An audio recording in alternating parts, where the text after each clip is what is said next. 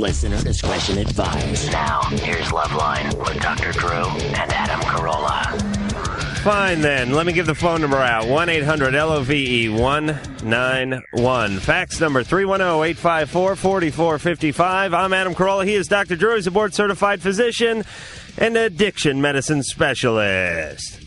How are you, Doc? I'm fine. How are you? Good. Actually, I'm bad. You got a cold. Got a cold. You've been moving all weekend. I had to bring that up, huh? Yeah, moving is really the worst thing you could ever do. I couldn't imagine being a mover for a living because it's the kind of thing that you do once every 2 or 3 years, and it's the worst day of your life. But maybe if you got good at it, if you're doing other people's stuff every day. What's to get good at? You're humping furniture. Yeah. There's nothing to get good at. There's no technique. Right. There's like you learn a few knots when you strap this stuff in. And you know what I thought the worst part about being a mover is? No satisfaction. Nobody cares what you do. All you can do is screw up. Right. Meaning you could move a 40-room mansion into a house, not scratch a thing except for nick up one corner of one coffee table, and it would be a disaster. Right. The woman would pitch a fit. The guy would be pissed off, and they'd probably bring you up for years on end. People go, what happened there? The damn mover. But there's no satisfaction. Nobody comes into a house and goes, hey, how'd that sofa get here? Right. Wow, that's nice. Nice job of transporting the sofa. Right. Nobody gets no one appreciates you. Somebody gave you some grief? I was helping somebody move. And something happened? No, I was just sick the entire time, and, I had this sore throat and this stuffy nose, and it was 100 degrees. You didn't drop the eggs as you were taking the refrigerator apart. No, I wasn't moving a dairy, Drew. I was somebody's home. Yeah, but it was one of these things where I had to pop the pins on the hinges and take the door off to get the refrigerator out the thing. Just a disaster. No, thanks, Engineer Mike. Though it was a male who was riding me. The female was back at the homestead cutting up the watermelon and chilling the generic soda. And that's another thing, too. People try to lure you over with a six-pack. They go, hey, how about you come over, we'll move. And you believe me, I've been getting this my whole life because I'm a carpenter. They go, hey, we're having a deck building party. Now, what I want you to do is I want you to come over. I want you to bring your compressor and your finish gun and your framing gun and all your tools, your chop saw and your table saw. Bring it all over. We're going to build a deck for about 10 hours out in the hot sun. But I'll tell you what, there's a six-pack in it for you. Think of myself, what is this, prohibition? Like I can't go to the freaking 7-Eleven up the street and buy my own six-pack? Wow. What am I supposed to do, weigh this? Let's see, spend 10 hours in the sun building a guy a deck, which I'd normally charge about $300 for, or spend $459 and get myself a sixer. Boy, I got to think about this one. It's just insulting that they mentioned the beer part. Right. No, they know you at least. All right, Drew, you okay? Yeah, let's go. Hey, wait a minute. Dishwalla's coming in tomorrow night. Yeah. I want to mention that. Yeah. And Corn and Goldfinger. So we got a full plate. And next week, hopefully, Kiss will be in here. All right, to the phones we go. Dominique, 15. Hi, thank you so much for taking my call. Hi, Dr. Drew. Hi, Adam. Hi. Dominique. I was calling basically because I wanted to ask your opinion, you both being males. Guys my age, it seems, are very good at going after girls because of their parents, because they find them attractive. But when you ask even a guy or other girls for advice on how to get a boyfriend, they always say that they look for who you are, what you like to do, if you're interesting, if you're fun.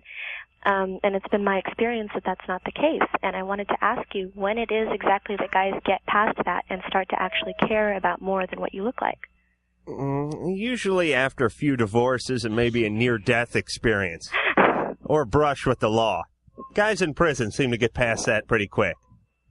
Felons, I would say, are more mature than guys on the outside when it comes to looking past a woman's beauty or non-beauty, as it were. Dominique, people say this kind of stuff because it makes them feel good. And they go, oh, no, she's, it's how, they're stretching when they get into how they treat other animals or people. Oh, she's great with kids. As opposed to the other one who, smacked the kid with a mallet. She's great with kids. She loves the animals. It's BS. Guys go for looks. Women, on the other hand, are more mature. They go for how much money a guy... No. They go for the sense of humor, and the guy's style is what they go for. And I think they were being a little unfair. I mean, I think that when you say guys go for the looks, I think that is something in our society, in particular on the West Coast. People tend to really focus on that as at least their initial attraction. And if that sort of a threshold is passed, then they do. I think people don't insist on relationships when it's just not working. Even you, Adam. Huh? That you had a relationship with that stripper who, right? Obviously, that was not you didn't meet in the library, and they coincidentally do have a library in the strip joint. I think the books were fake. I never tried to pull one off the wall. So if that's the case, then would it be right to try to change the way you look or do things, especially just to make yourself look nice, to try to catch someone? Wouldn't that be like leading people on? I think no. I think that throughout the animal kingdom, animals groom, people groom to try to when they're in mating age. That's what they do. So a friend should come by and pull the ticks off of Dominique and eat them. Mm-hmm. Dominique. Yes. Yes, you must sort of play the game in order to get the initial attention, and then you sort of take it from there. Then the personality takes over, sense of humor, sense of wit, intelligence and all that comes into play. But first you need the initial, it's kind of like you got to wash and wax the car first, get the guy to pull over and take a look at it. Then you start talking about ashtrays, cup holders, and air conditioning. Okay. All right? All right, thank you. Go ahead and Simonize yourself. Nice. Ken, 28. Oh, perfect timing. Just got my son to bed. This is my deal. Well, first of all, I want to mention that you guys are absolutely great. I love listening to you guys. Thank you. Each night. Thank you, Ken. Obviously a scholar. That's the first time anybody's ever said that to me. All right, well, don't tell us what you really do. You're going to disappoint us. Well, anyway, let's see. I've been married for 6 years. And, well, like most every other male, I masturbate a lot. And, of course, with my wife, we do mutual masturbation. We do all kinds of different kinds of forms of sex. But lately, I don't know if this is like a form of impotence or what, but lately, I haven't been able to orgasm when we're having actual intercourse. It takes me a long time. Sometimes I feel like I can stay hard forever, but never reach that point. Mm-hmm. And I don't know exactly what to do, how to get this back to where it was before. It never was a problem in the past. No, not really. How long has this been going on? Something that my wife and I, we've just accepted, I guess, for the last year. All right, so this has been going on for about a year. Yeah. Now, you're able to reach orgasm in all different other aspects of your sexuality with your wife, but just not through intercourse. Yeah. It's like it takes a lot of work. Are you on any medication? None. It's too bad. Well, Ken, these things happen. I mean, sometimes you sort of, there's this sort of rotating sex thing. Like you spin the big sex wheel, and sometimes it lands on oral sex, and sometimes it lands on intercourse, and sometimes it lands on masturbation, and you have your little runs. Now, a year is kind of a long run. But sometimes you sort of get on your different topics. You get into your little different niches, and you sort of stay with them for a while, and you abandon some of the old stuff. And then what happens is you get too used to one thing, let's say oral sex, or let's say masturbation, or something like that. And then when you try to work another aspect of sex, it doesn't feel right. The penis is confused. Doesn't know what's going on. Hey, wait, what's going on here? This isn't a mouth. This isn't a hand. Right. You see what I'm saying? Do you want to ask about the relationship and all that? No. I'm staying on sex here. Ken, here's my suggestion. I bet this will work too. Do not relieve yourself. Do not come to orgasm unless it is through penetration, unless it is through copulation. Do you understand what I'm saying? Uh-huh. Don't try the old in and out for a few minutes, realize it's not going to work, and then, pull out and do, help yourself. No helping yourself. For how long? No, actually, my wife will orgasm first. That's kind of like routine for us because she can't orgasm very easily, which I guess is very common, just through intercourse. So we'll do a little bit of that, and then she'll rub herself with me till she comes, and then it's my turn, and it's been just kind of a routine. Right, but I'm saying you miss your turn if you cannot orgasm while having sex with her. Yeah, I guess. And you just keep waiting until you can. I would give it about a day and a half. What do you think, Drew? Is that bizarre advice? It sort of sounds okay to me. Yeah, this whole topic makes me uncomfortable. So you finish. Actually, something that's dawned on me too, and it figures, as soon as I call you guys, I think about it. But though my wife and I, we have 2 beautiful kids, and the second one was kind of an accident, but absolutely a beautiful child. But you're nervous about having another one. But yes, and I think it's been a discussion between both of us. There you go. All right. How about birth control? Yeah. There hasn't been anything that's worked. Oh, he doesn't have birth control? Oh, all right. Well, then, there you go, Ken. I think... You're anxious. 2x4. Your anxiety. You have anxiety that something's going to happen as a result of it. Of course you're going to hold back. That's only natural. Man, I wish I thought of this before. How about oral contraceptive pill? That's fail-safe, basically. True. My wife has been on that for like 3 years, and then her doctor recommended that she get off that and we try something different, and we were trying all types. Maybe it's time to get back on it. Yeah. So that's it. Yeah. His penis isn't going along. His penis has been talking to his wallet. Yeah. They've decided they couldn't afford another one. Yeah. And so they've taken over. They're on strike. Yeah. Absolutely. Oh, all right. See, Drew, you're right. I didn't know. I was just... You didn't ask. Well, they're a married couple. They're having a lot of sex, and I was assuming that they had some form of birth control. Sam, 21. Hi, Adam. Hi, Dr. Drew. Hey. Yeah. I was considering donating my eggs to an infertile couple. Uh-huh. One, because I myself am not planning on having children, and 2, because there's a $3,000 compensation. Right. Why aren't you planning on having kids? Hold on, Sam. I'll give you $3,500. Start a little bidding war for Sam's eggs. Drew, I don't want her 37? eggs. I don't need her eggs. All right. Last time my wife was an egg donor. Look what we got. Oh, that's right. 75% chance. Mm-hmm. Yeah. Well, I have all the medical information in front of me now, and the HCG injections are really scaring me, and everything seems so vague and abstract. Well, it's not that it's vague and abstract. Is that there's not been a long period of experience using these substances. And it's really not so much the initial problem, right? It's not while you're exposed to them, although they can make you nuts. They can really affect your moods rather dramatically, and I think that is underplayed.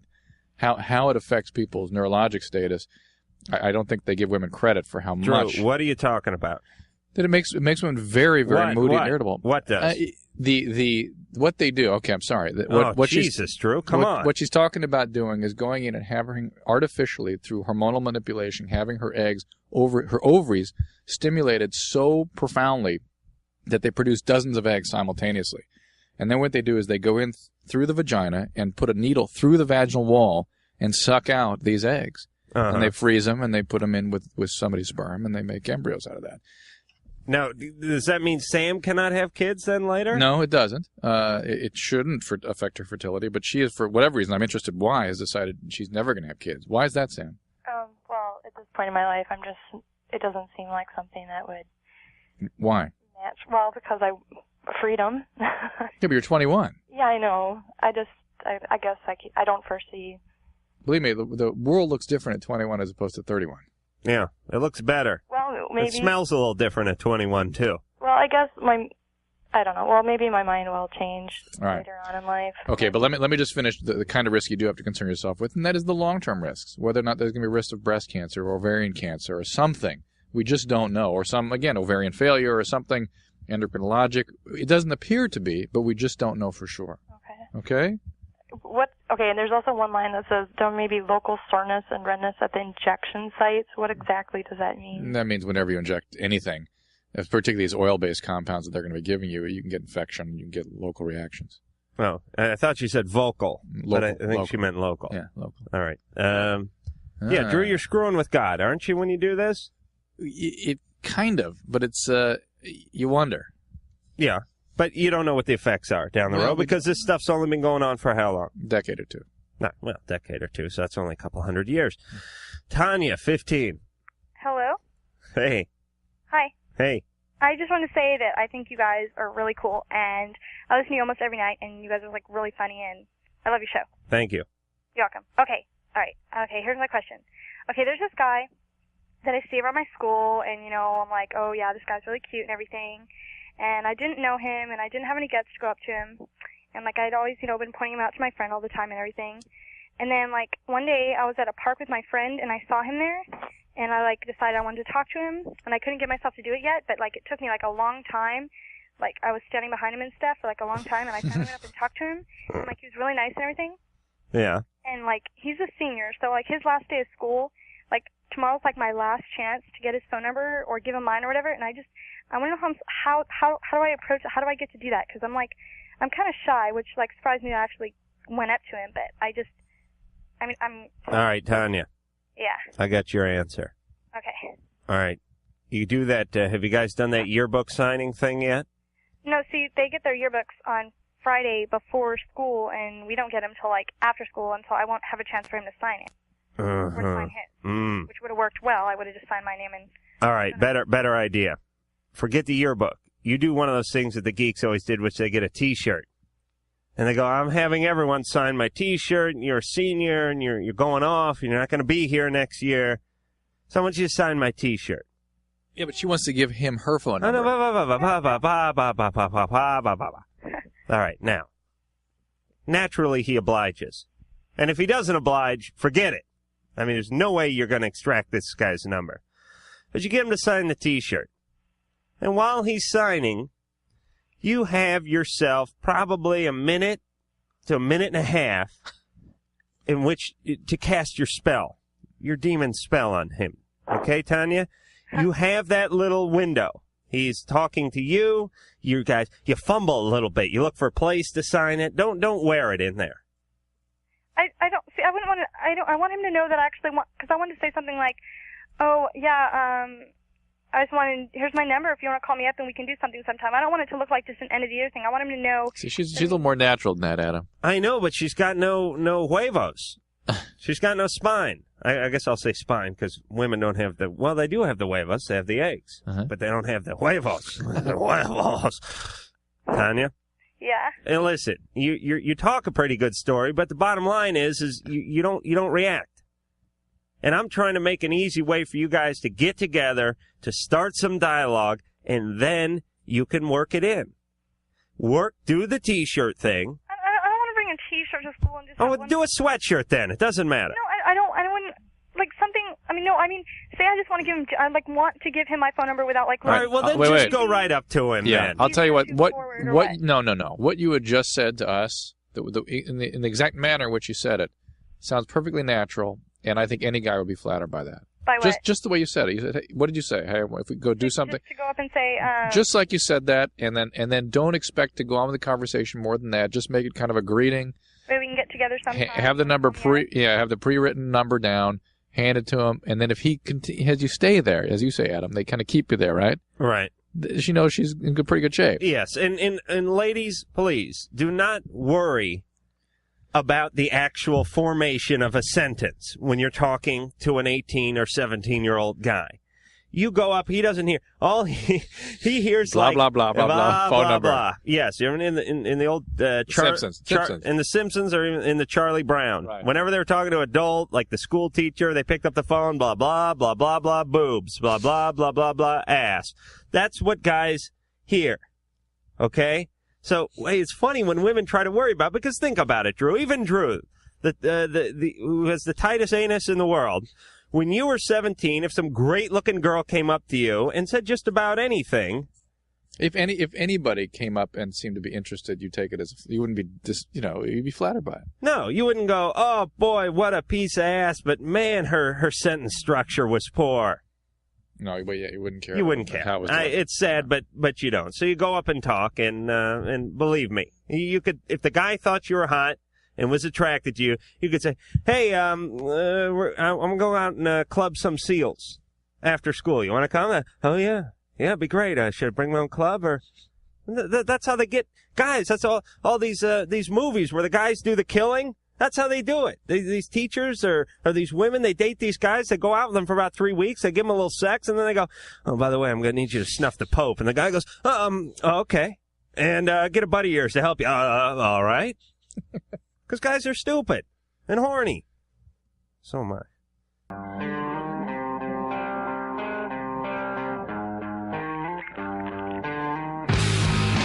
Hi, this is Mickey. Alright, I'm Chris. We're in Lush. And you're listening to Loveline with Adam Carolla and Dr. Drew.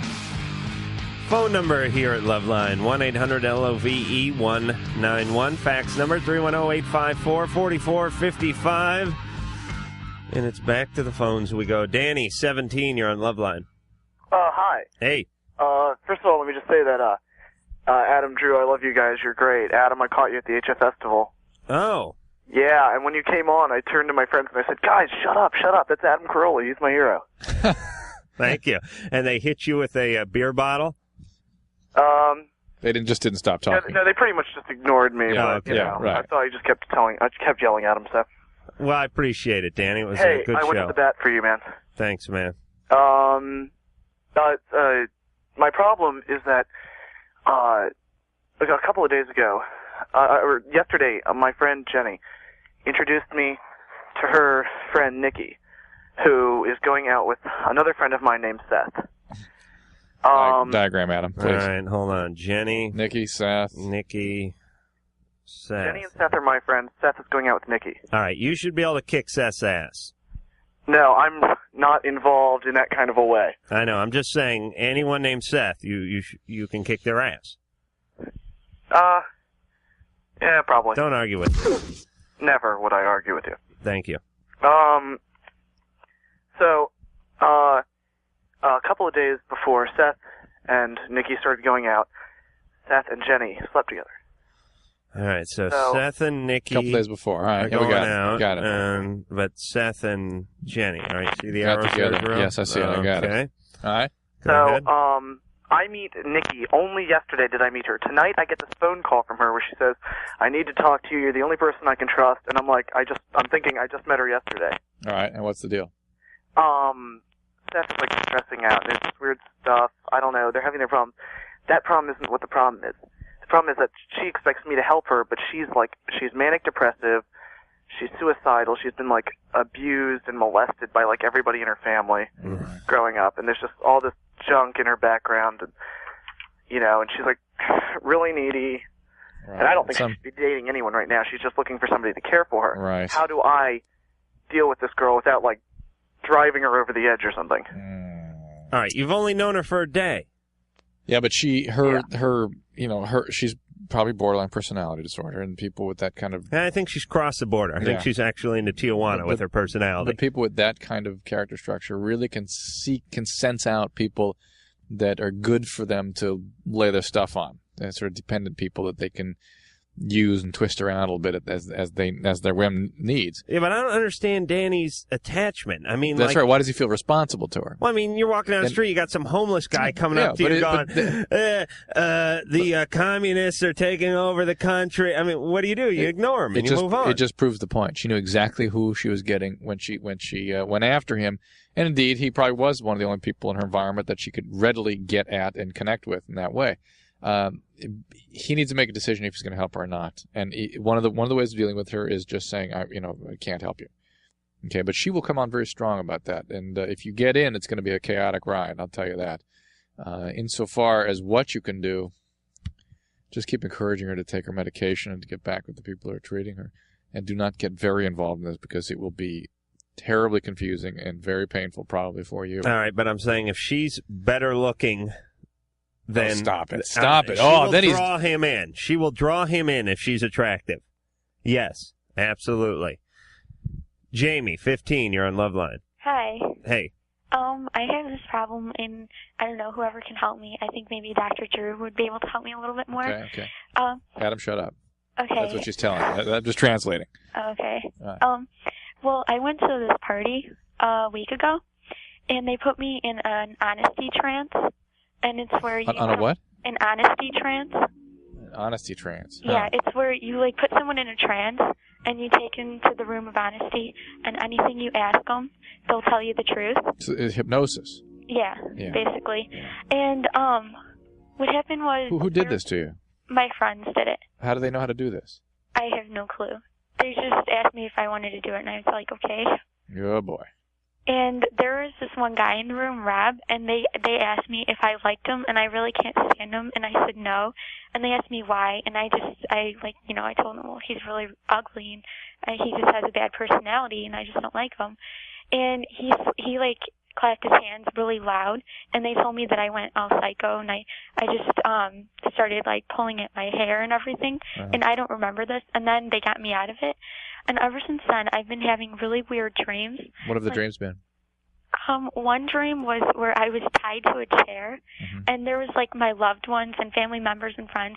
They were all in a line in front of me, and they would come up and they would pinch me, and I was screaming and crying, and I was telling them, stop pinching me, okay. and they wouldn't stop, and I'd wake up crying. Okay, well. So where was the room of honesty? Where was it? It was... I don't really remember. All I remember is it's the hypnosis. last thing that they said to get me into the trance. All right. What did they say? The last thing they said was that there's a red ball whizzing at your head. Tell me when it gets really, really close. And then I told them, and then I just don't remember. And they said I was in the trance for half an hour. And then the next thing I remember is when they got me out. Well, I'm glad you're telling us this story. I'm sorry this happened to you, but at least it illustrates for people how dangerous hypnosis can be. And really pretty much anybody can do hypnosis. It's a pretty easy thing to do, to learn how to do. I went to the Hamper of Honesty when I was 14 once, and I've never been the same. Yeah, you remained there, I suspect. Hamper. But here's the deal, basically. I mean, you never know what kind of emotions that sort of thing is going to generate or what kind of damage you can do, because people are terribly vulnerable when they're in a trance. Here for Jamie, it seems that the whole experience of being in someone else's control in that manner and being out of control herself triggered some old feelings about her upbringing, evidently, and about her feelings about her relationship with her family and whatnot. It sort of got her back in touch with those feelings. They resurfaced. They've been defended and incorporated in her personality all these years. Now, boom, they're back up in her face again, and she has the tools to deal with them. All right. So I suspect it will settle down by itself, Jamie, but if it doesn't, please tell your doctor, and there are things that can be done about this. Really? I'm brushing this off as one of those sort of teenage stupid, like when I used to hyperventilate and a guy, grab me in a Heimlich maneuver and knock me out. Just stupid stuff you do. It is stupid stuff you do, but it has caused a real event, it appears. And that event, I think, is going to subside by itself, I suspect. Lisa, 17. Hi. Hey. Hi, I think my question is more for Dr. Drew. Yeah. I have a boyfriend who is diabetic. Yeah. And I haven't had sex with him yet, but I read in a magazine that diabetic patients cannot, sustain an erection for very long. Is that true? Well, when they've had the disease for a long time, particularly if his blood sugar has not been well maintained, the better his blood sugar has been controlled, the less he is going to have those sorts of neurologic or neurovascular problems. But that is certainly one of the things that happens to diabetic males as they get older, and it becomes quite severe. It's usually at some point during their life. And as Adam, I think it was a diabetic call we first really discovered this, that if we just learned to tell diabetic teenage males or marijuana-smoking teenage males that it would affect their penis, they will stop. And diabetics particularly would attend to their blood sugar, and perhaps the marijuana smokers will at least reconsider what they're doing. Right. Early death is really not a deterrent. Right. But something happening to your honker, now that's going to get some quick action. So, Lisa. Yeah. How old's the guy? He's 18. It would probably be no issue at 18. Okay? So when will it become an issue? When he's 40? When he's 40. Wait, and even then, if he's well controlled all his life, he may go through without any problem. Lisa. Doesn't smoke cigarettes. Yeah. How far in advance do you need to chart his penis's progress? I mean, for Christ's sake, you haven't even done it yet. Just got to make sure things working well into the guy's 40s. I know. I'm sorry. What do you want him to do? Sign something before he has sex with you? Yes, I will be able to satisfy you for at least 20 years. Lisa, okay. Just enjoy the guy and don't worry about his penis. And for Christ's sake, don't bring it up to him. I won't. That's why I called you. Okay. Unless he's not maintaining his blood sugar control, and he needs a way of motivating him to do that. That would motivate him. Okay. Give him a churro and then give him a nice wet one, and everything will be fine. A churro? I don't know if they have churros other places. Yeah, but you have a diabetic, a sugar donut? Yeah, sure. Oh, yeah. That'll get him going, right? Yeah. With that? No, you got it all wrong. That's bad? No, bad. What do you give them? Bad. You give them like the right dose of insulin. Well, they got insulin in churros, don't they? They don't have churlin? What the hell do I know? I'm not a doctor. What, you can't eat churros? Oh, no. What a life. No sex, no churros? Huh? Oh, I'd kill myself. Katie, 15. Hey, guys. What's up? Nothing. Okay. I just want to say I like you guys a lot. You guys are really cool. I listen to you every night. Wow. The screeners must be feeding them something. Yeah. Yes, it's maybe I have diabetes and I don't know it. We're going to tell you tonight. We're going to tell you after the Something's show. going on here. All right. Anyway, Katie. Actually, Okay. Kate. what your grandma said might finally come true tonight. Oh, Okay. I'm getting a hook after the show. Enjoy me while you can, Loveline listeners. Okay, well, I want you guys' opinion on something. Okay, I like older guys because, well, I don't know, just guys my age are kind of immature, but do you think it's wrong for older guys to go out with younger girls, like, say, 20 and 15 or something like that?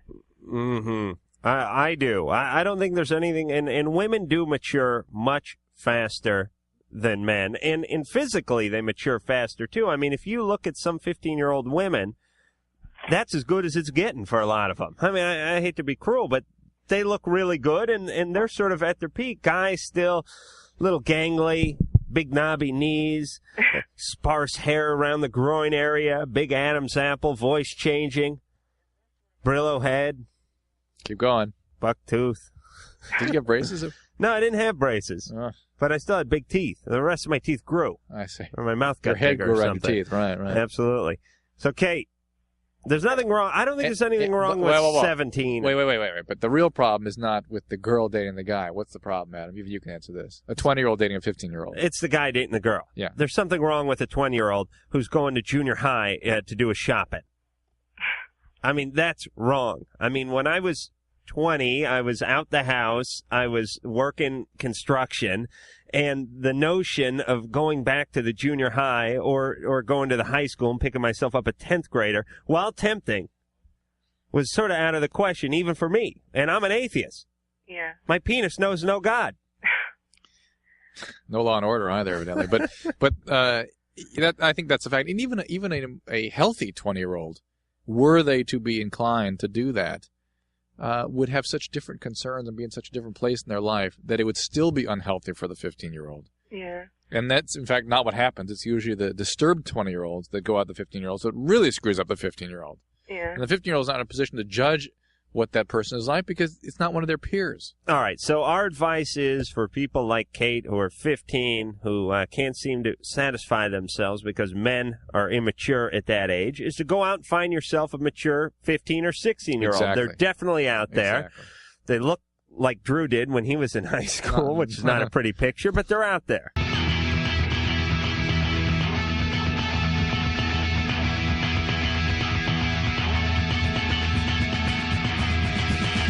Phone number 1-800-LOVE-191. Fax number 310-854-4455. I'm Adam Carolla. He is Dr. Drew. Tomorrow night, Dishwalla. A little later in the week, Corn and Goldfinger. So we got it going on. Can I interrupt? I don't think Yes. you said the area code for the fax. I didn't. 310-854-4455. Thanks for that speed bump. Chrissy? Oh, sorry, Christy. Yeah, hello? Hi, you're 15. You're on Loveline. Hey, what's up? Nothing. Your show kicks ass. Thank you. Anyways, I have a problem. I think my dad's gay. This guy spent the night, and then not too long ago, he went to his house till like 11:30 at night. Oh, jeez, that's well after the streetlights were turned on. And I don't know what to ask him. Like, Where's your mom? she's not here. Where is she? She's out at her friend's house. Yeah, in general, though, where is she? Is that what you're asking? Yeah, Drew? I mean, where was your mom? Are they together? Are they having problems? Or do you have a mom? What's going on? No. All right. Well, Christy, you're confused by the way Drew phrased the question. Yeah. Drew, please. We're not talking to Harvard laureates here. All right. You say, where's your mom? And they go, at the Circle K, picking up a loaf of bread. He meant, where's your mom in terms of the relationship? Are they divorced? Yeah, they're divorced. Okay. She lives somewhere else? Yeah. And do you know why they're divorced? Because, like, my dad was getting really angry with us. He's not gay. Gay guys don't get pissed off at their kids. Well, this is a long time ago. This is 8 years ago. That was when he stuck in a marriage, though. Oh, yes, he missed his penis. Christy. Yeah. How's your dad's temperament in general? Is he an angry guy? Well, sometimes, yeah. He gets mad really easily. Nah, I don't know. No gay guy gets mad. Adam. No, believe for Christ's me. sake. I know plenty of gay couples, nicest guys in the world. And the skin, very soft. All right, so you Chris, are wrong. Uh-oh, producer Ann's on the phone. Gay men get mad really easily, kind of like women. Well, they pitch their little tizzies like women do, but they don't go after their own family. We're about to get. They get mad at men brood. We're about to get 50,000 calls. Men brood, but gay men, they get pissed off like when the fabric scheme is off on they're something that they. They're vocal about it. All right. Maybe you're right. But there are plenty of gay men that have no feminine quality to them, that you would not imagine they were gay in the sense of being effeminate. Mm-hmm. Many gay males are male. Yeah. No. Yes. A male in all respect. All right. Let me ask a few more questions. What's he do for a living, Christy? He works at like a building place. Building supply? Oh, yeah. Oh no. No, you mean he's giving out like plywood and 2x4s and No, he makes something for delis and stuff. Oh, delis. Yeah. Those little sneeze guards. Oh, he's like a plexiglass man. Yeah. He makes sneeze guards for delis. Well, now that's different. He ain't driving a forklift. No. All right, so it's kind of a coin toss here. We don't know. Now, what makes you think he's gay besides him being over at a friend's house? He's always with that guy. Well, he's divorced. He probably has a good buddy, and he's probably hanging out with him. How long has he been divorced? 8 years. Does he ever date girls? Once. When was that? Huh? How long ago was that? About 4 years. Okay, Adam. All right. Here's the main point, though, Christy. Would it make a difference to you? No, not really. Then don't worry about it. Yeah, you just prefer he'd be happy? Yeah. All right. Well, then don't think about it. If it bothers you, assume he's not. Okay. And look for an opportunity to bring this sort of thing up with him. And it'd be very simple to say, how come you don't date girls? How come I don't ever see you with a girl? Well, that wouldn't be real simple, Drew. No, it would be tough to do it, but if the opportunity presented itself, if there was a time when she was comfortable to ask a question like that, ask it. But I'll tell you, I wouldn't want to know if my dad was gay. I'd assume he wasn't, and just let him go That's about fine. his life. And that's you, but maybe Christy wants to know, and that's up to her. Does he have a squeegee in the shower, Christy? Yeah. Oh. Why don't you? Does he eat a lot of yogurt? Yes. Mmm. There's 5 things of yogurt in the refrigerator. Oh, Potpourri. okay. All right. Any potpourri around the house? Yep. Oh, single dad, divorced dad with the potpourri around the house? Yep. And he's very clean. Oh, well, all right. Just make sure he practices safe sex and give him all the love and support you can. Oh, well, I didn't want to ask. But I think now we know beyond a shadow of a doubt. Kelly, 14, you're on Loveline. Yeah, first of all, I want to say it's a great show and everything. All right, something's up, Jerome. Yeah, people do not have to say that. Don't feel obliged. We appreciate it. I don't mind it every once in a while, but here's how I'd like it, Kelly. Uh-huh. I'd like it in doses. Uh-huh. You know what I'm saying? Uh-huh. Here's the way I would like it. We go weeks on end with not a compliment to be found, don't we, Drew? Yeah. And then we get them all in one night. Right. I'd like 2 a night. It feels like people are just joining the party. Yeah, I would like not genuine. 1 each hour. Right. But not 15 an hour, and then go 35 hours with not one compliment. All right, Kelly? All right. But All thank you anyway. Well, anyway, I have a question for, we'll see which one you can answer this. All right, Kelly, what's up? I'm 14, and I'm a common Dilaudid user. What do you mean common? Maybe twice every weekend. I don't know if that's common or not, but anyway, I want to know how much are you using? 8 milligrams. Mm-hmm. And I want to know the long-term. How much do you weigh? About 125 pounds. Dilaudid is a very potent opiate, like heroin. Okay. Or morphine. Stronger than morphine, yeah. Like morphine or Demerol. It just happens to be oral. It is profoundly addictive. Mm-hmm. That is not to say that it can't be used for short periods of time safely for people who are having, say, surgical pain or that sort of thing. Mm-hmm. But if somebody is prone to addiction, which I don't know if you are or you're not, if you have a family history of alcoholism, if there are other addicts in your family, you've got to be worried that you could be. Mm. And here you are beginning to abuse a substance that could really trigger addiction in a terrible way. Opiate addiction is a profound form of addiction, and you're only 14 years old. I don't know of any long-term effects of Dilaudid. Again, when people are under the age of 15, the brain is still changing and evolving to a tremendous extent, so I'm greatly concerned about people using any substances before the age of 15. But opiates, in general, tend to leave the brain pretty much intact. It doesn't do much, but it causes a profound form of addiction. And one of the things it does alter is your state of being able to tolerate survival without the opiate. In other words, after you've been exposed to it for a period of time, there actually is a change in parts of your brain that make it difficult to be off the drug. And that's not a brain damage, but it's a brain change, and it's what perpetuates the disease of addiction, and it is profound with this chemical. Kelly, where do you get it? Get it from, like, my friends sometimes, and, like, sometimes from just, like, the straight dude that gets it for me. Well, where can you get this stuff, Drew? I mean, a doctor has to write a triplicate to get it, at least in this state. And it's a very controlled substance. I'm sure it's available on the street, though.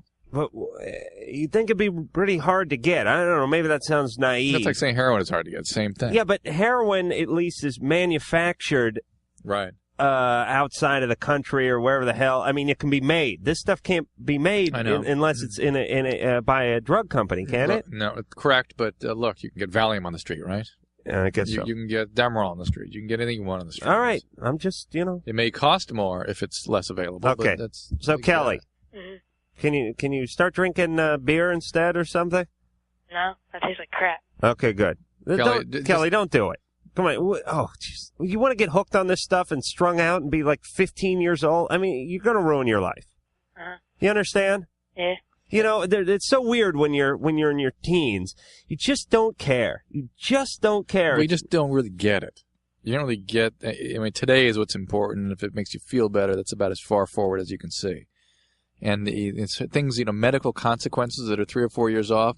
It's almost like it's something that's going to happen to someone else.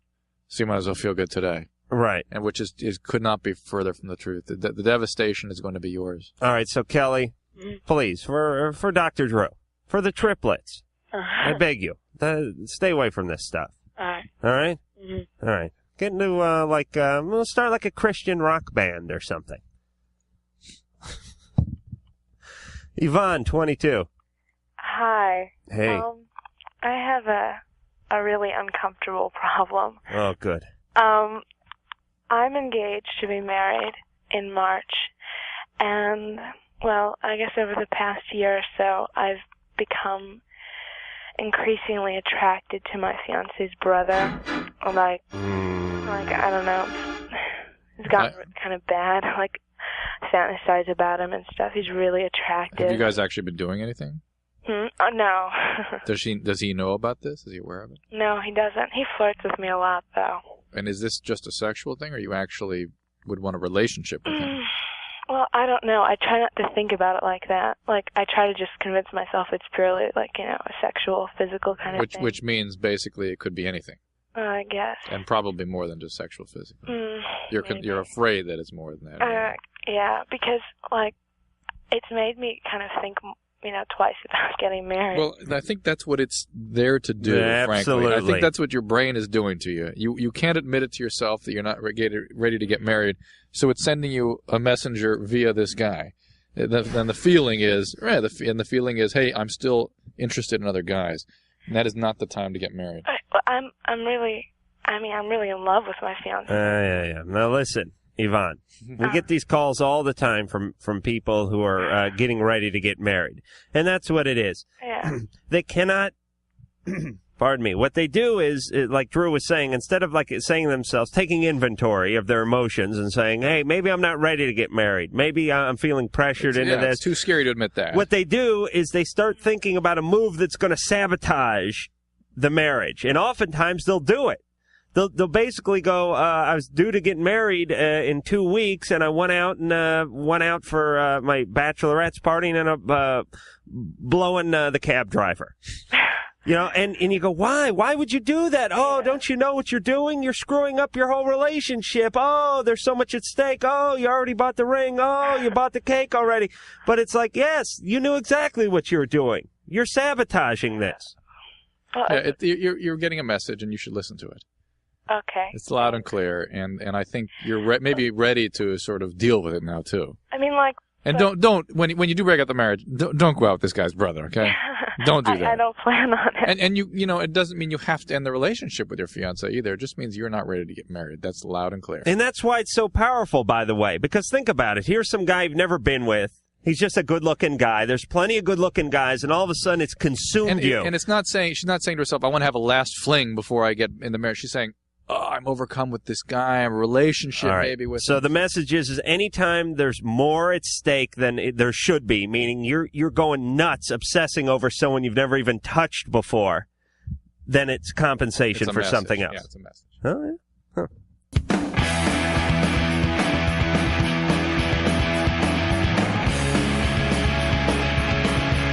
Well, yeah. Hey, yeah. Dishwalla tomorrow night, then Korn, then Goldfinger.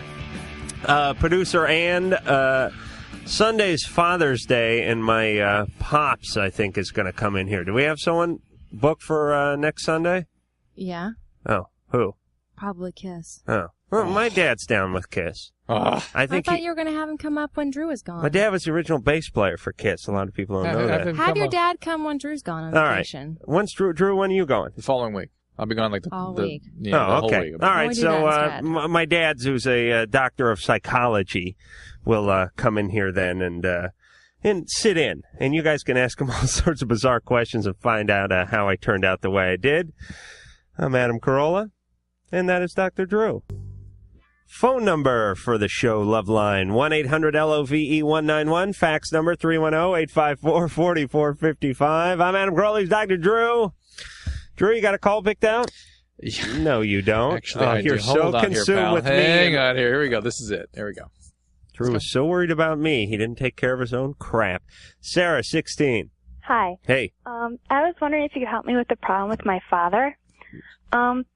Just yesterday, we were over at Blockbuster, and we were getting a video, and he got into this huge fight with me, just over really nothing, and he started yelling at me in front of everybody in the store. Mm-hmm. And I couldn't really take it emotionally because I felt like I'd probably just, cry any second. So I just walked out and left. And he just constantly bursts out at me and just makes me feel worthless. And he doesn't care who's around or anything. If it's where's your mom? And I don't mean right now. I mean where is she? No, she's with my dad. I mean, can you appeal to her about what your dad's behaving? Oh, she accepts, not accepts it, but she realized that it's happening. But I don't know if my mom really can do much about it because she kind of has the same thing going on with my dad because they're endlessly having arguments, and it's they'll all of a sudden be in an argument. It's every 3 months pretty much. They go through these cycles where they get into an argument and my mom wants a divorce. And they're in that cycle now, huh? Well, not right now, but it happens. I mean, they just went through theirs Is there anything else going on with your dad? Is he using drugs or alcohol or anything? Oh, no, not at all. He's got his job stress. Is there anything else going on with him? No, just normal school and whatnot. Nothing really. With him? Well, I'll tell you what could have done it. Is, Blockbuster doesn't have a porn section. And I've been known to, I took apart a Blockbuster out there in Sherman Oaks once. I don't doubt it. I found out there was no porn section. I just dismantled the place. It was like a tirade. No. Sarah, that wasn't it. No, it's okay. not just the Blockbuster. It just happens all the time. I mean, all right. It happened New Year's Eve. And has he been doing it since you were a kid? Yeah, well, especially ever since I turned pretty much 12 or 13. And it's just he feels he'll come. It's almost like I have a boyfriend who comes and abuses me or whatever, and then later on says he's sorry. You know? Which is sort of typical cycle of abuse that people get into. Yeah, and the thing is, I can't do anything about it because he's my father. And all right, I hate people like this. Yes, I cannot stand these people. Yes. They don't play by the rules that everyone else plays by. They make a scene. They don't care. They embarrass you in public. And you know what it is? It's a form of emotional blackmail. Because here's what happens. You know this guy. You know he's going to pitch a fit. At any time he hears bad news, he's going to pitch a fit. And he's going to be loud, and he's going to make a scene. He's going to make everyone uncomfortable. So eventually you start walking around him. Don't tell him this. Don't tell him that. He's going to blow up if he hears this. And it's like you're blackmailing everyone around you into sort of staying in line, into not telling you anything. And enabling that person to continue that behavior, too, by the way. Right. Right. Because I would imagine you would be reluctant to tell this guy things. Confront him. Well, see, I've had these huge arguments with him, and I tell him, when you do this to me, it makes me feel absolutely worthless, because he tells me I'm, worthless.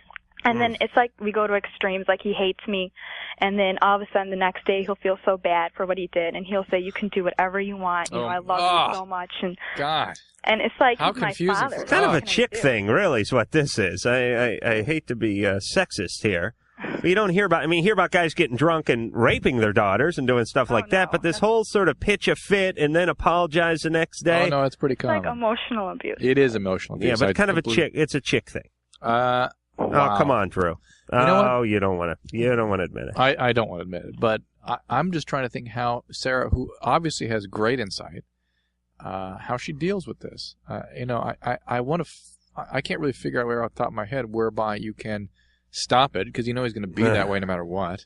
I've talked to him before about, it really bothers me, but he says, yeah, I know it bothers you, but it's like he does this not just with me, but it's pretty much anyone he comes in contact with. And if she tries to walk away from it or just be away from it, he's probably going to escalate further and may become physically abusive that time. He feels that much out of control. Yeah, and it's too bad that Sarah can't physically abuse him, because I'll tell you one thing. When you beat the crap out of somebody, and there's always that fear, now, not that you should use a physical prowess to hang over someone's head like a noose, but it's a nice little insurance policy. When they know that if they push you too far, you're going to give them a good ass kicking, they tend to sort of stay in line a little bit.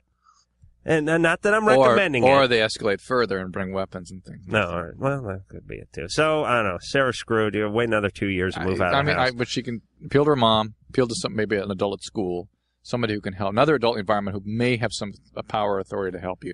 Try to find that person and tell them the same story, because you have great insight into what's going on here. Julie, 18. Yes, I have a problem with one of my guy friends. We were at a party, and he has a girlfriend, but she wasn't there, and we kissed, and I feel really awkward about it, and I don't know what to do. That's all you did was kiss? Yeah. For long periods of time? We kissed, kind of. Uh-huh. It went on for a little while? Mm-hmm. Uh-huh. And were there sort of sparks flying? He likes me, and I don't know if I like him, but we're really close, and I don't want to mess anything up. Uh-huh. And he has a girlfriend? Yeah. And have you talked to him since then? Not really. Is she your friend? Yeah, he's my friend. No, she. Oh, she? Yeah, I just saw her the other day. How long's it been since you guys made out at the party? About a week or two. Okay, and you have not spoken to him since? I talked to him once. Okay, and this didn't come up? Yeah. But we just said that we're going to forget it, but I still feel really awkward about it. All right. Well, listen, Julie, you guys made out. A lot of people have made out with their friends. Guys, I don't know, guys have had their dogs do weird things, but you get over it. You had a few beers, you're at a party. Sometimes it's the environment. You know what I mean? Mm-hmm. There's other couples hooking up. There's some beer or some reefer, something going around. The music's right, and one thing leads to another. But you agreed to forget about it. You didn't sleep with the guy. I'm sure he's agreeing to forget about it because he doesn't want to get his current girlfriend PO'd at him. So let's put it behind you. Okay. It's no big deal. All right? And what's going on between he and his girlfriend is really his business, and you just need to learn not to do it again if he approaches you, if it's something you're uncomfortable with. Okay. Yeah. Unless she has feelings for him, which I'm guessing she may. Yeah, that's my concern, too. And probably just didn't want to admit it. Right. Because, listen, unless someone has feelings for someone, they usually don't care. Mm-hmm. Like when people go, I'm really concerned about his feelings. I'm really concerned what it's going to do to the relationship. They're not really that concerned about their feelings. They're not really that concerned about what it's going to do to the relationship. What they're really saying is I did have some feelings for this person. Otherwise, I wouldn't have made out with them. And I want to know what to do with my feelings. But we glossed over that. Mike, 28. Hi. Hey. Hey, I love your show, man. I listen every night. Thanks, Mike. But no more compliments. Okay. Well, I just have a question. I've been dating this girl for about 2 years, but we had a problem the first year. We kind of broke up because we weren't getting along, and so we broke up for about 4 months, and we got back together. And she told me she was working in a lingerie place, and I took her word for it. I called her at work, and I kind of felt funny. It was kind of funny, She was making all this money. And I'm like, well, what do you do there? She said, well, I do the books and schedule appointments and stuff. And I was wondering about it. So I went and checked up on it, and it was a massage place, where you get like back massages and, full body massage. Right. And I asked her, I was like, what's going on? And I trusted her, and she seems very trusting. And then I find out, she works there, and it's kind of bothered me, and I thought she cared about me, and I don't know. She just told me she was just a manager. So then another 8 months go by. I checked up on it a couple of times, checked up on it, and I don't know. I found out that she was doing the massaging. All right. Wait, Mike. Yeah. Jump ahead to the part where you caught her blowing the guy. Please. No. Taking too long. I didn't catch any of that. Okay. None of that. It just kind of hurt me because I figured she loved me. I mean, I don't understand how she can love someone and do. I don't understand. You understand you can love someone and give someone else a rub down too? Yeah. First off, I see engineer Mike over here begging phone screener Sherry for a rub down. Like, when when you come to the house, the dog rolls over on his back and rolls around a little? Yeah. And it means he wants you to rub his belly? Yeah, that's what happens there. That's why engineer Mike's not on top of the show all the time. He's basically has his eyes rolled back, big saliva stream coming from his mouth. And phone screener Sherry's giving him a rub down. Now, is he having sex with her after the show? Probably. No, he's not. But he's getting a rub down. That's all. Talking about those places. I mean, is that acceptable? I mean, she's It's a massage parlor. What? Yeah, they're jacking off guys. Oh, okay. That's all right. fine. That's not a rub down. Well, I'm saying, but I mean, I don't understand how she can care about me and do that. And she lied to me for about 6 months. She's telling me she just started doing it 2 months ago. All right. Listen, Mike. Please. Yeah. Don't turn everything toward you. Here's the deal. A lot of these women, these prostitutes, these massage parlor workers, strippers and whatnot, porn star women, I would reckon, and I don't really have anything to substantiate this other than talking to a few of them and stuff like that. Just as many of them are married as other women your average 25-year-old woman is. A lot of them, most all of them have relationships, or at least the strippers I used to talk to used to tell me they're married. Although wait a minute. All right, but anyway, here's the deal. It has nothing to do with you. It has to do with her. She doesn't probably look at it as slapping you in the face. She's slapping herself in the face. Do not look at it as her using this to attack you. Yeah. This is her own issue, Mike. And it's true, if you guys maybe had a little, if she felt a little more strongly about you, or you'd think she would respect you enough. Yeah, and tell me initially. Yeah, but she knows it would piss you off, Mike. Yeah. And she probably loves you or likes you and doesn't want to lose you and doesn't want to piss you off, so obviously she's going to lie. She never asked me for money. I mean, I would have gave her money if she said she makes good money, but, she said, I can't go in there. I said, well, I want to go in there then if you're doing that. She goes, no, you're not. I mean, well, that's a hypocritical. That's not, what are you talking about? Uh-huh. You mean you're going to, yeah. What? No, what, you mean she wouldn't give you a discount? No, she wouldn't let me go in there. I said, if it's no big deal, okay, it's no big deal. Let me go in there and get a massage from your friend. She goes, no. Oh, right. I said, well, that's a hypocritical. She goes, no. I said, why are you working there? I just thought she cared about it. I'm really hurt. Right. I love her a lot. Okay, Mike, I understand. Here's the deal.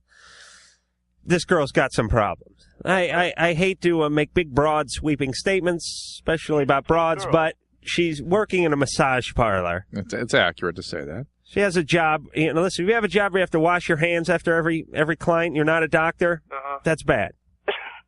That's what I'm saying. But okay. All right. Look, but the fact is, if this is going to be a chaotic, difficult relationship, just judging by what you're saying about her, and if you're not up for that, get out. And by the way, when you quit whatever it was you're doing, it does not cure you. Right. And I think he's having great difficulty just accepting she is who she is. Right. And she is. Yeah. And that's the fact. Lord knows what her past is like anyway. Hideous, no doubt. Well, not no doubt. No doubt. Most likely. Okay. Semantics. Ladina. Yeah? 16. Yeah. Hey. Hey. I have a problem. I broke up with the guy I lost my virginity to, like, last August, and I was wondering how I can get him back, but he has a boyfriend right now. He has a boyfriend. Yeah. So he's gay now. No. He has a he has a girlfriend right now. He has a girlfriend right now. Yeah. Come on, Drew. Just because we both heard her say boyfriend twice. All right. Why do you want to get him back? Because I miss him. Oh, you don't want to pay him back. No. You want to get the relationship back. Yeah. Yeah. Why'd you guys break up? I don't know. I wasn't ready for a serious relationship. You broke up with him. Yeah. Yeah. Now, if I asked him, would he say that? I don't know. Well, Call him. it's an honest answer. All right. How into this new girl is he? Huh? How into his new relationship is he? He said they're getting pretty serious, but I don't know. She wants you to call him. You want me to talk to him, Ladina? Yeah. It seems like this is a waste of time because he's in another relationship that he's getting serious about. And you're just having trouble getting over losing your first love. Yeah. Which everyone does. But still, it's critical to get on with your life. For the sake of entertainment, I will let you beg for him back through the airwaves. Okay. You interested in that? Yeah. All right. We'll put you on hold. Okay. I watch everybody in the control in there go, oh, no. Yes. Mike was getting a big rub down. Boy, it's a good thing I wasn't talking about blowjobs. I mean, for Sherry, not for Mike. Danielle, 19. Oh, hi. Hey. Last night, my boyfriend came over, and he gave me a monkey bite. And then, well, he didn't give it to me last night. He gave it to me a couple days ago. I've just been hiding it from my parents with makeup on it. And my mom just noticed it last night. Mm-hmm. And she was telling me how I shouldn't let this guy suck on my neck and everything. And then all of a sudden, she starts talking about how I need to go get birth control and I need to use condoms and everything. And, I just had a monkey bite, and all of a sudden she's assuming I'm having sex. And, I mean... That is far better than the alternative. The alternative is your mom freaks out and says, I can't believe you're being with boys at all. Or... No, I'm 19 years old. I know. Or Danielle sweeps it under the carpet and never has that conversation with you. I mean, she just took the opportunity to have the conversation that she probably should have had when you were 15. But it's kind of nice that I don't know how she delivered it, but it's nice that she's willing at least to accept you as She sounded just so pissed. Like, how could you do this? Well, that's the bad part. That's the bad part. You left that out. But I haven't done anything, and, she's assuming I'm having sex with this guy now, And she won't believe that you're not. I didn't tell her that I was. I just sat there and I just shut up. You just kept your mouth shut. Yes. Are you having sex? No. All right. With anybody? No. You're virgin? Yes. Where's your mom? She's in the living room. All right, put her on the phone. No, please. No. Yes, she does not understand what a find you are. No, I can't. I'm just going to congratulate her. No, I don't want you to. And then the thing is, I'm supposed to, because they just recently let me have a boyfriend. All right, Daniel, why don't you turn the radio up and let me talk to her through the stereo? No, I can't. She doesn't understand what a find you are. No. Oh, what a great job she's done. You can congratulate her for that. The reason why I haven't, because I'm just too scared of the consequences. Like, a lot of my cousins and my friends, when they get pregnant, my parents, they don't want me to speak to them anymore because they think they'll be a bad influence on me and I'll be just like them or something. You know the beauty of parents? They really spend, moms especially, spend the first part of the rearing trying to stop their daughters from having sex, and then then it somehow breaks into the second part, which is begging them to have grandkids. I don't want to have sex because I don't want to have kids, and I don't want to do that. Good, Danielle, that you understand that behaviors have consequences. A lot of your peers don't get that. And that's great. And if your mom doesn't believe you, that's her loss, really, frankly. Because But then me and my boyfriend are supposed to go to Las Vegas like at the end of this month. And I don't know how to tell her. And my dad's just going to freak out if I tell him that I'm going. You better let Adam talk to her. Yeah. Put her on the phone. No, I don't want to. Put her on. And then because she was telling me how I need to go get birth control and condoms, I told my boyfriend about it. He said I shouldn't lie to my mother and just tell her I'm going to Vegas with some friends. He was saying it's like she's giving me permission to go ahead and have sex. Which is an interesting phenomenon. It's almost like she's having such difficulty accepting the fact that you are a sexual being. She wants to get it over with, and just have it. It's just that's the way it is, so she can deal with accepting it. Yeah, it's tough. She's got to think about who you are and where you are, and learn to trust you. The thing is, I'm just too scared to even talk to her. She just found that I had a boyfriend last night too. She didn't know. Hey, I'm telling you, Danielle. There would be a moment of uncomfortableness, but I would crack this case wide open. It's rare that I would support Adam in a position like this, but I think I can talk to her. I will straighten it out. You'll no longer have to pussyfoot around your own home. So should I just tell her that I'm going to Las Vegas with him? And you should let me tell her. No. Absolutely. No. Well, I won't go that far, but you should let him tell her. Congratulate her. I would. You gotta like to send her over a T-shirt. But then she's really serious. She's telling me how she's going to call the doctor and she's going to make me an appointment for the gynecologist. Well, all right, that's fine. Then, Danielle, I think that's a great opportunity to allow a third person to reconcile this thing. Go, say, great, we're going. Go, tell the doctor your problem. Make sure your mom is there in the waiting room. Have the doctor bring in your mom, and so you two can discuss this with an objective person there who can also, by the way, corroborate the fact that you are a virgin. That's what you ought to do. Bring mom in while she's still up on the stirrups? No, just after that. Okay, because that can be uncomfortable. Could be. Would be.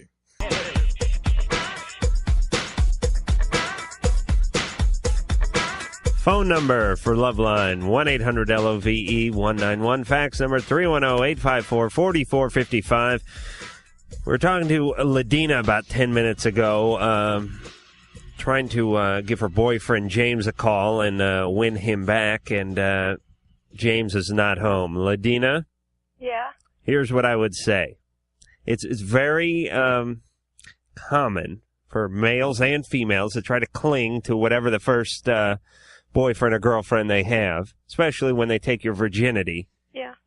And this guy's off, and he's with another girl, and he's moving along in another relationship. So I would suggest that you do the same, keeping in mind that you probably would have never married this guy. You probably would have got together and lasted a couple of months and then broken up for the same reason that you broke up in the first place, and you should not obsess on it.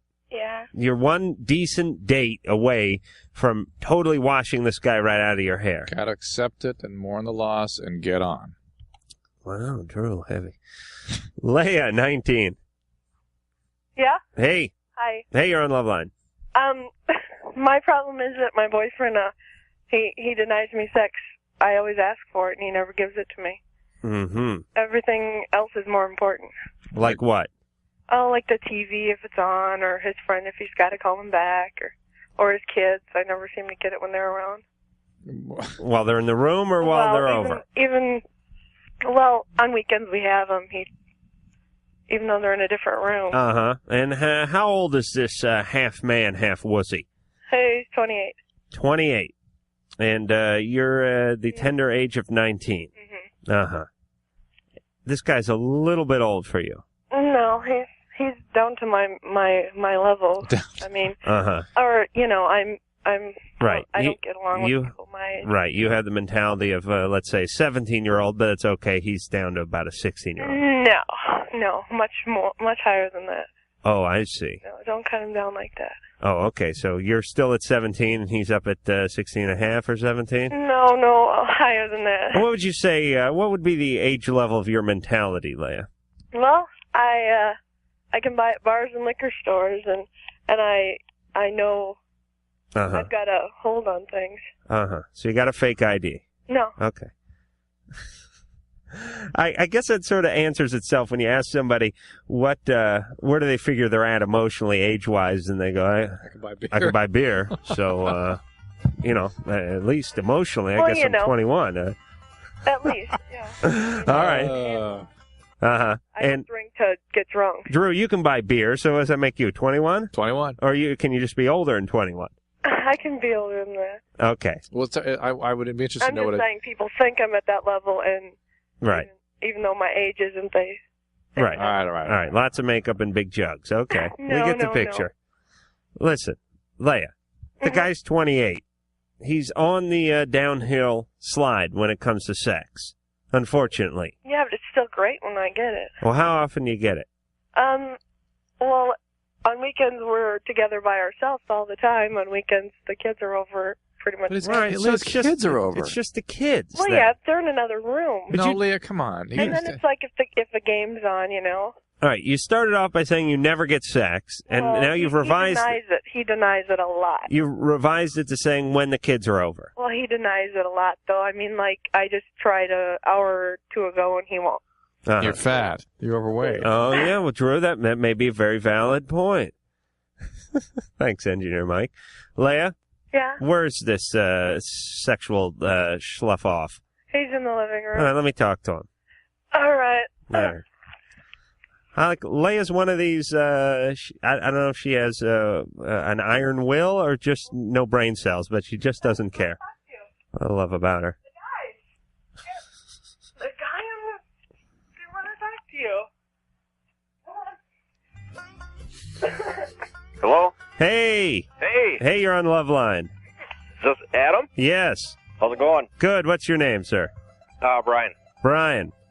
Brian, now we've been talking to Leia. Yeah. And she has a little dilemma. Okay. She's seeing the neighbor guy. No, I was just kidding, Brian.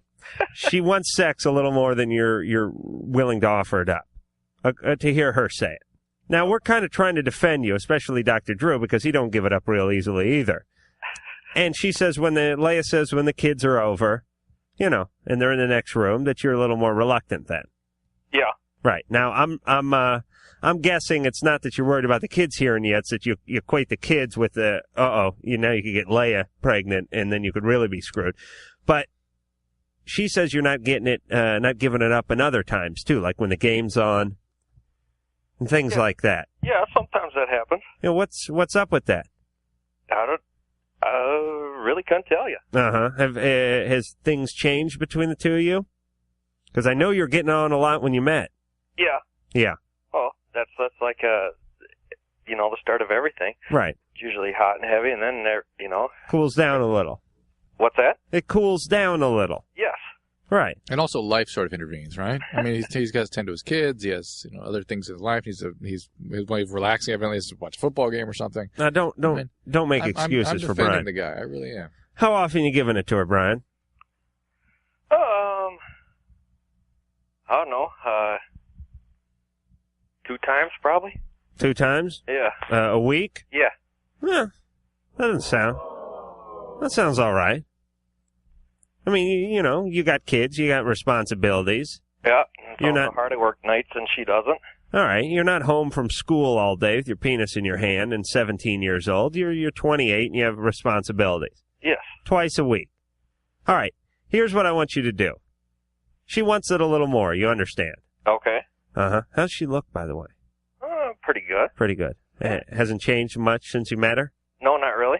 All right. That could be good and bad, by the way, but we'll just take it as good for now. Okay. Brian?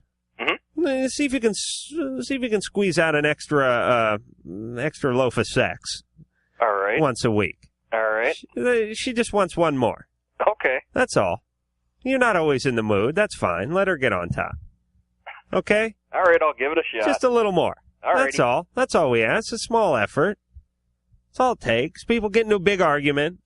The really only argument, for me, it's like you're arguing over like 3 minutes a week. I mean, like one Beatles song extra. Really, I can't do the math just yet, but it's like 15 seconds a day or something, and one more extra little sexual encounter. All right, Drew?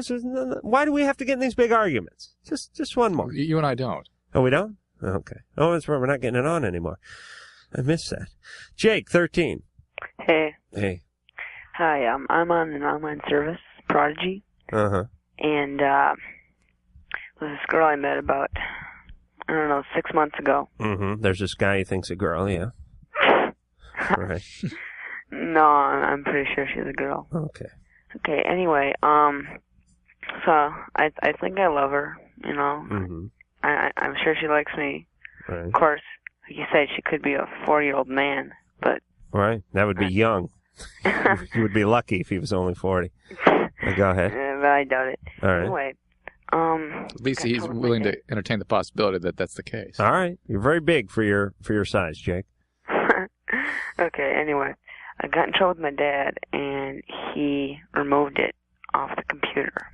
And, before, I'd go and see a couple girls in my class and stuff, but, I just... Wasn't the same. What? This is your outlet, Jake. Mm-hmm. It'd be like if my dad came over to my apartment and cleaned out underneath my sink. Wait, Whoa. hold on. That's where you Hold keep the porno, isn't it? Right. Hold on, I gotta go for just a second, all right? Wait, who, your dad's there? Hold on. All right, we don't have time for this mess. Do we want to summarize this? No. I don't know. I think Dad may not. First off, Dad probably took this thing away because the kid, Spending too much Jake, time doing it. screwed up and did something, got some sort of $3 million bill or something like that. Right. Number two, I don't know. I would want my kid to be able to communicate with people, but through the computer, it seems like a crutch to me. Mm-hmm. People need, it's very awkward. It's very hard when you're a teenager, especially 13. Mm-hmm. But even, up into your early 20s, it can be real hard getting out and meeting people, especially members of the opposite sex. But there was no choice when we grew up. You just sort of got pushed out of the nest and you had to do it. Yet we don't really know Jake, and God knows if he's in some kind of a emotionally deprived situation. This was his one outlet of getting support and whatnot. You hate to have that taken away. We just don't know. Oh, you wait a just minute. hung up on 5. Oh, well, I'm sorry. That one was on hold 105 minutes. Oh, jeez, my heart's breaking. Jake. Yeah. All right. We're back to you because I just hung up on someone who'd been on hold since Thursday to talk to you. Yeah. All right, so your dad took away the privilege, the computer privilege. Yeah. And now you don't know how to meet this guy/girl again. Yeah. What else? What's your life like? Things okay at home? Yeah, yeah. So it's not like you're in a terrible circumstance and this is your one outlet. Yeah. It's just there's some girls who like me, but... All right. Jake. Yeah. What did you do to get your dad to cut off the Prodigy? Jeez. Don't tell me you don't know. Be truthful. I think I forgot. No, you screwed up royally. You wouldn't forget that. Oh, yeah, that's right. Yeah. Oh, yeah. I bought my ninth grade class tickets to Venezuela. What? No, I used it one too many times, and I crashed the hard drive. Uh-huh. Okay, so you screwed up the computer. Yeah. All right. Well, that's good. He probably told you not to use it that much or you're going to screw up the hard drive. Whatever the hell hard drive is. I think I rented that, actually. But you went ahead and did it anyway. Yeah. And you screwed up. Mm-hmm. And now you're paying the consequences. Uh-huh. All right, listen. I do not blame him for showing a little discipline, because otherwise you'll get out of control. I would not want my kid just turning into a fat albino who knew how to type. Sitting in front of the computer. You know what I'm talking about? I can picture this. You're just sitting there all day long. Your eyes are getting screwed up. I'd want my kid out there in the sunshine, throwing a dirt clod every once in a while, beating up a neighbor kid. Doing some kid stuff. Do you do that stuff? Do you play like sports? Oh, yeah. I play basketball, soccer, and I rollerblade all the time. All right.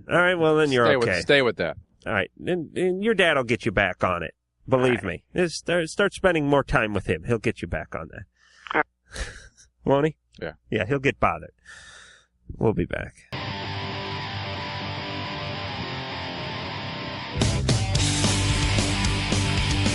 One 800-LOVE-191-310. That's the phone number. Fax number 310-854-4455. I'm Adam Carolla. He's Dr. Drew. He's a board-certified physician. Tomorrow night, Dishwalla will be in here. Wednesday night, Korn. Thursday night, my gay lovers, Goldfinger, will be in here. So big week, but tonight it's just Drew and I recapturing the love. Oh yes, and as engineer Mike pointed out to me, the "I Love You, Adam" signed by the band is still up on the wall. One of the rare things we can keep up at this place. Actually, I think it's too high for Lycus to reach up and rip off. By the way, Tia, Yeah. is that T? Well, it's Tia. Tia. Tia. So yeah, Tia. Okay. Mhm. Tia 14. Yeah. Yeah. Yeah. Okay. You're on the air. Okay. Okay, I am busty for my age, like 32 C or D. And I'm kind of wondering, I need the male perspective on this, on why guys don't talk to my face anymore. Anymore. They're enamored with your chest? Yes. Yes. And I just want the male point of view. Well, there it went. What? That was my male point of view. I know I stated it as if it was a question, but it was more of an answer. They're enamored with your chest. Okay, but like... Their biology overcomes them. Is that what you're saying, Adam? Yes. It certainly overcame me. I was overcame just earlier today. But I get treated more like less of a person and more like, oh yeah, okay, like an object. Like understanding me and like they're just like not even talking to me anymore. And the other girls treat you differently too? They kind of hate me because they think that like their boyfriends are like obsessed with me. Right. Isn't that tough? I mean, it's ridiculous. No, I don't buy it. No, that's the typical thing, Adam. I mean, that's sort of what happens to girls at this age. I know it makes a difference in your life. Absolutely. I mean, would never deny that. Missing an arm makes a big difference in your life. Having a big hook nose makes a difference in your life. Putting on braces, putting on glasses, having a beautiful face or an ugly face. Being an A student or being a F student, everything sort of makes a difference in your life. And okay, maybe I'm diluting this a little too much, but what I'm saying is you saying that, women think you're a bitch and men can't do anything but talk to your breasts is over the top. I mean, it's a cop-out. It's a cop-out. Yes, it does make a difference. Yes, men are more curious and men do look, and yes, they're jokes and snickers, but it certainly doesn't have to ruin your life. Everybody, especially around 14, we all have our little crosses to bear.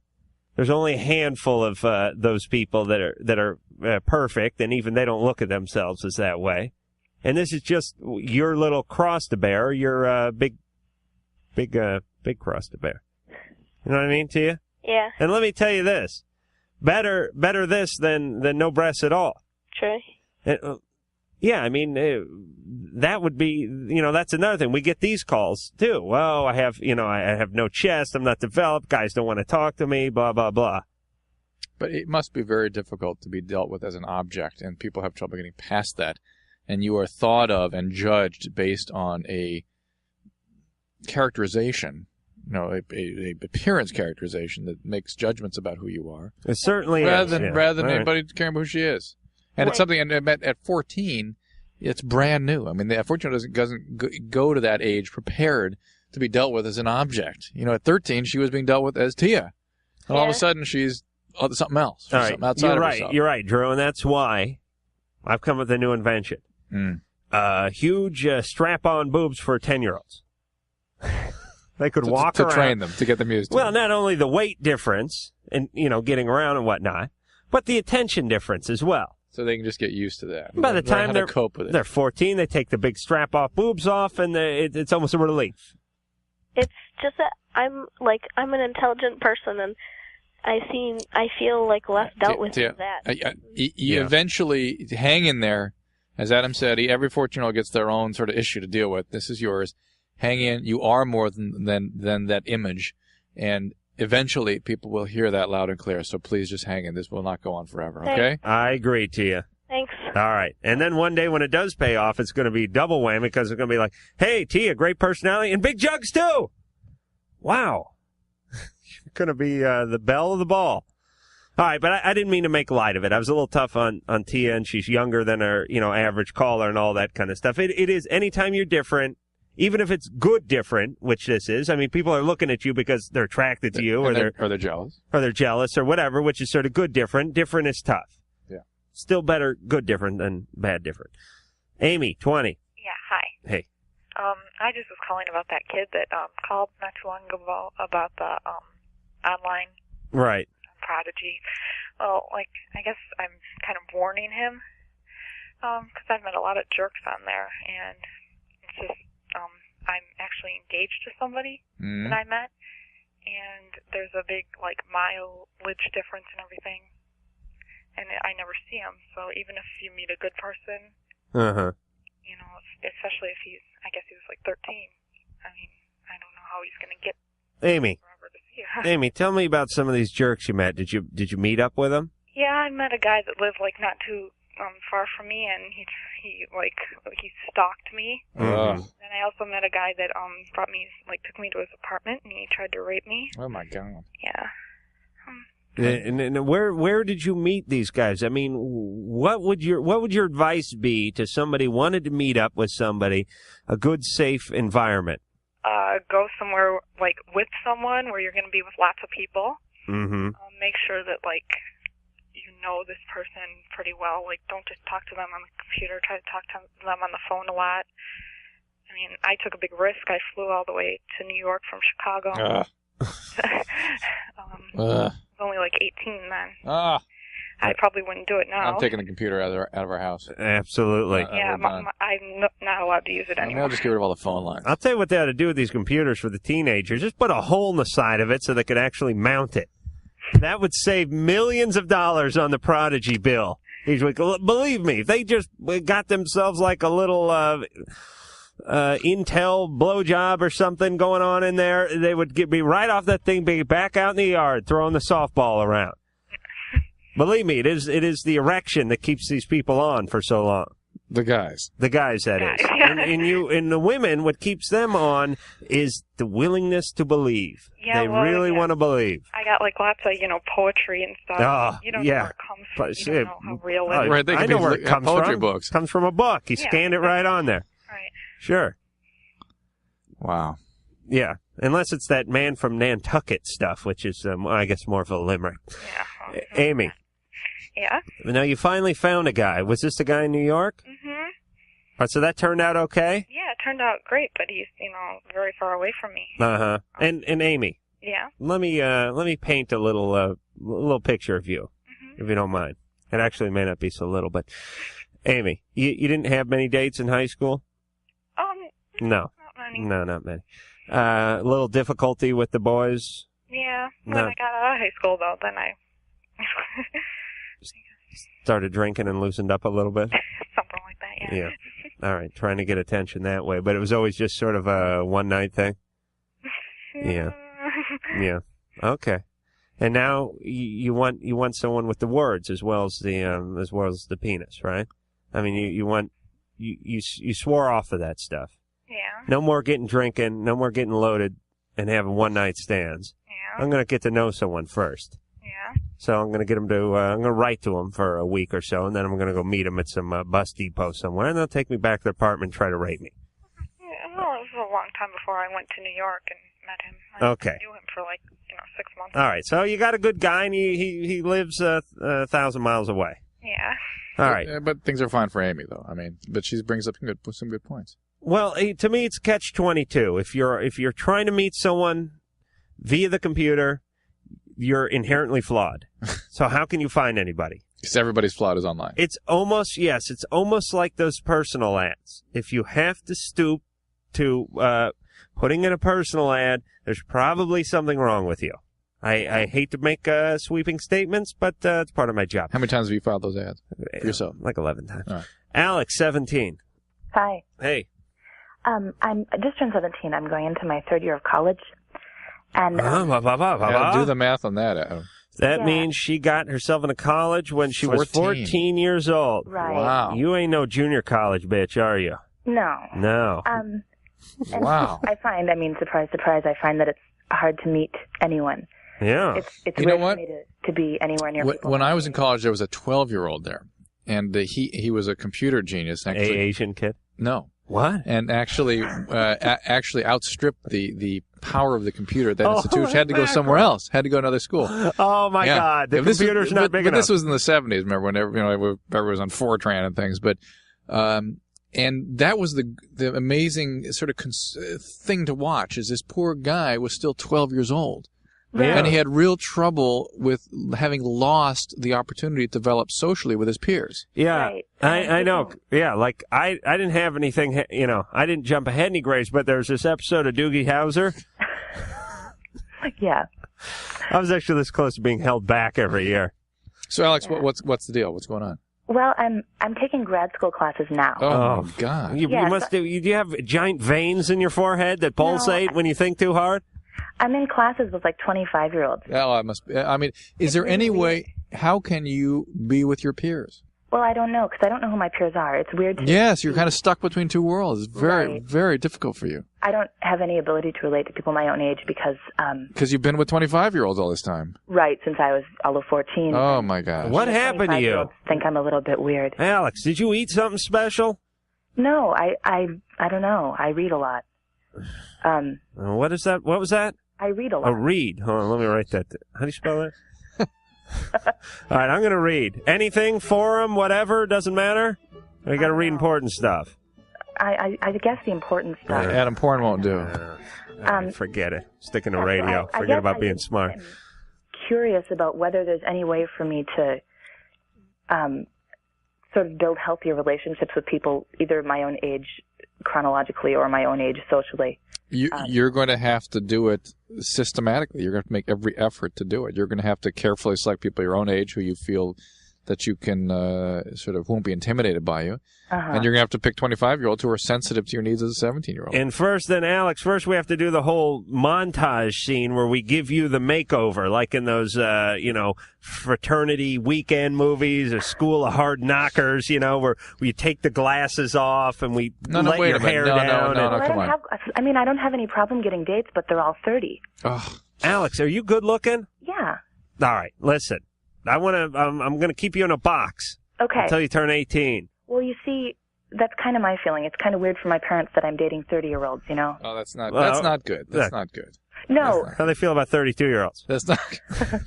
Adam, get off the table. I want please. this girl. I'm going to keep her. I'm going to put you in a lab. I'm going to build a lab. I'm cleaning out the hall closet. I'm building a lab. I'm going to slide food under the door, and I'm going to keep you in there like my own little my sex scientist. I don't know how I feel about that one. Yeah, right. See? All right. Well, maybe not so much sex, but the scientist part.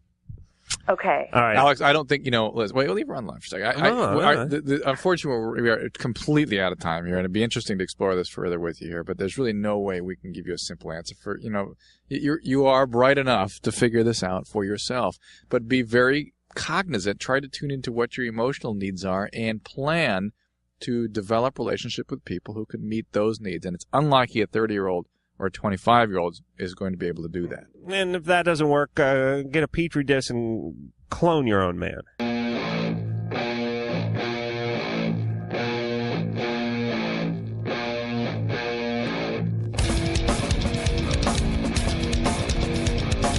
Yeah. All right. Oh, hey, no time. Dishwalla tomorrow night. Be very interested to meet Dishwalla. I will be here. Drew will be here. The lovely Lisa will be here, manning the phones. The beautiful Sherry will be here, manning the phones. Manning the men will be the lovely angular one, Engineer Ann. Manning his own schwanz will be the one nut wonder, Engineer Mike. Until then, mahalo. You've been listening to Loveline. The opinions expressed on Loveline, especially by Adam Carolla, are not necessarily those of the staff, management, or sponsors. Or even the character voices. Loveline, produced by Ann Wilkins for Westwood One Entertainment.